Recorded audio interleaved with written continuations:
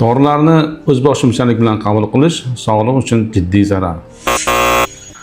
Ko'pchilik shifokorlarga murojaat qilmasdan tashxissiz dori qabul qilish oddiy hol deb biladi. Singlim yaxshimisiz? Assalomu alaykum, yaxshimisiz? Keling. Shamollagandim-da, shunga dori bersangiz. Isitma bormi? Bor, ukolamoqchiman-da, kapin solmoqchiman. Ha, bu xos.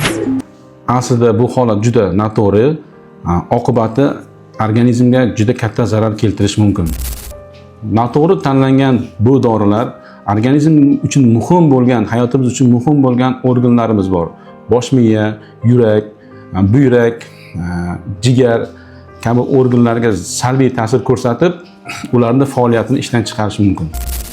Esda tuting, har bir kasallik individual yondashuv, aniq tashxis va to'g'ri davoni talab qiladi. Faqat mutaxassis ko'rigidan so'ng belgilangan davo sizning sog'lig'ingiz garovi hisoblanadi. Aniq tashxis va samarali davo uchun Sirdaryo servis ko'p tarmoqli sog'lomlashtirish markaziga murojaat eting. Murojaat uchun 99 895 510 17 77 99 867 377 17 77